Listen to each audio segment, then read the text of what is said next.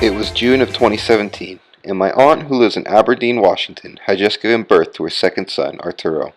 We were on our way to go visit them and meet our new cousin, and had been driving for around 5 hours at this point. There was my oldest sister, who had long since been over the drive. My mom was there too, who occupied the front seat, and then there was me. We were all looking forward to just getting out of the car at this point.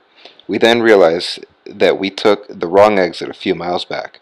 We planned to just keep going forward and get back on track at the next on-ramp a few miles up the road. It wasn't terrible anyways, because they drove through beautiful countryside that was equal parts mountainous and lush. After a long 20-minute drive, they realized that the gas tank was almost completely empty. Crap! We're almost out of gas. Savannah, look up a gas station and see if there's one nearby.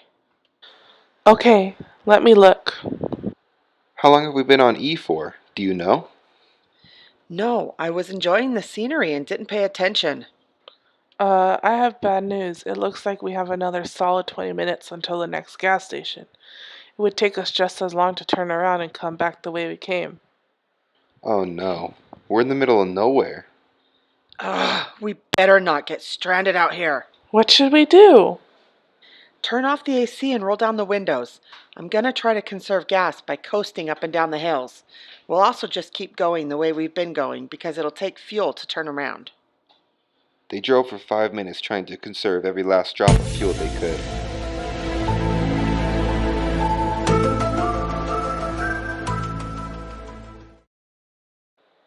Oh my god, a wasp! Oh my god! Ah! What? Pull over, pull over, pull over, pull over! It flew into my shirt! Pull over now! They pulled over onto a dirt lot on the side of the road. Isavana jumped out before the car had even come to a complete stop. She began frantically running around, tearing at her shirt, screaming incoherently. My mom also jumped out in an attempt to help her. All the while, the car was still running, wasting the precious gas.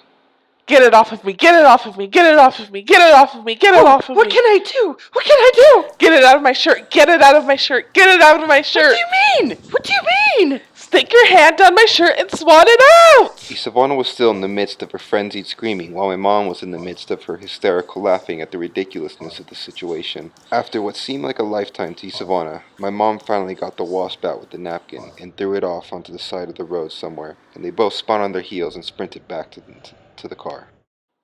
Oh my God, that was hilarious. I hope you're not allergic. I guess we'll find out. The cars driving by got a show at least. Yes, we should hurry, and hopefully we can make it to the gas station.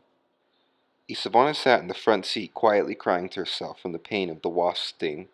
In the whole 4-minute escapade, the car had managed to burn up most of the fuel we had left. On we continued, though, through the hills, again hoping we'd make it to the gas station. On we drove for another 5 minutes, regaining hope with every mile marker we passed. 7 miles left. We might make it. Then, after turning a bend in the road, they saw it, a sign from the devil himself, a sign that immediately squashed a little hope that had been gaining ground in their minds, a sign that said, a 27% incline. There's no turning around now. Buckle in, boys. What did you just call me? We're not going to make it. Well, we can't come back the way we came. It's way too far for what we have left. They sped up as much as possible and tried to ride up the hill as far as they could. They made it about halfway up, using the gas pedal as conservatively as possible, when the car began sputtering and the engine suddenly quieted. And a moment after that, we pulled over onto the side of the road. Still, in the middle of nowhere, with suddenly no cell service, we were at a loss for what to do next. Well, what should we do? I don't know. I lost service on my phone, but keep getting a bar or two every now and then. Maybe we can get a lift? Sure. I'll try flagging somebody down that can hopefully help us. I just ordered a lift, just in time because I lost service again. I ordered it to Walmart to buy a gas canister. Then you have to get to a gas station to fill it up. Okay, I can go. You guys just hold down the fort. Isavana climbed into the lift that had just arrived. We both stood there as we watched her drive off. Just then, a man in a truck pulled over to see if we needed help. Well, we did, but my daughter just left to go get gas. Maybe we could use a tow to a place that's not so close to the edge of the road. Yeah, that'd be great. We hitched our car to his, and he began towing us up the hill.